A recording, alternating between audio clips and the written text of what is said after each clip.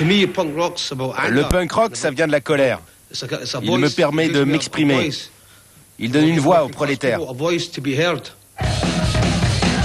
Les concerts des Exploited deviennent le point de ralliement de tout ce que les quartiers ouvriers de Grande-Bretagne comptent de parias, entraînant dans leur sillage jusqu'aux skinheads accros à leur son hardcore.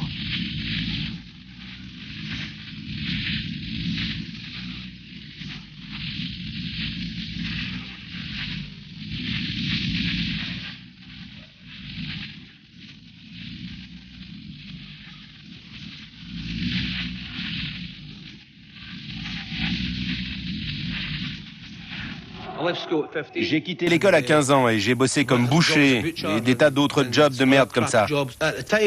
À l'époque, mon seul avenir, c'était la prison. Parce que j'étais dans les gangs et les bagarres à la con. J'étais jeune et stupide. La seule solution pour échapper à ça, c'était de rentrer dans l'armée. Lorsque Wattie sort de l'armée à la fin 79, les troupes anglaises sont à 1 an de la guerre des Malouines et s'enlisent dans la guérilla urbaine nord-irlandaise.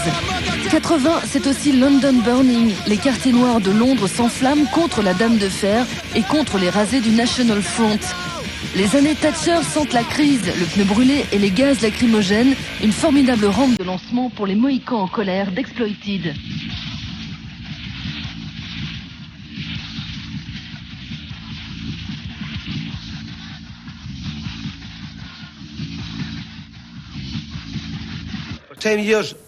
Pendant les 10 ans de Margaret Thatcher, pour les punks, pour nous, c'était du gâteau de faire des chansons.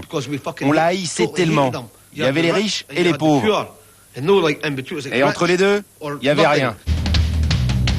Depuis leur début en 79 à Édimbourg, une centaine de fans, la Barmy Army, littéralement l'armée des tarés, suit les Exploited dans tous leurs déplacements, transformant chaque concert en émeute. La coupe iroquoise devient le signe de reconnaissance des rebelles urbains des 80s, avant d'être récupérée par la mode.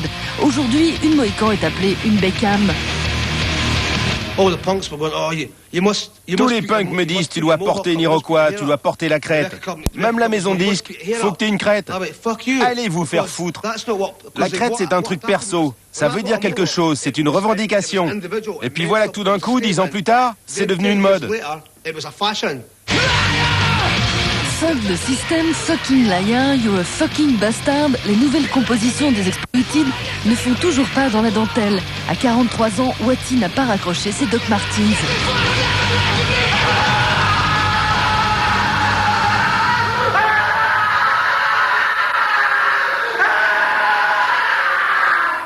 Je suis pas quelqu'un de facile à vivre. Maintenant, oui, mais avant, j'étais plutôt du genre agressif.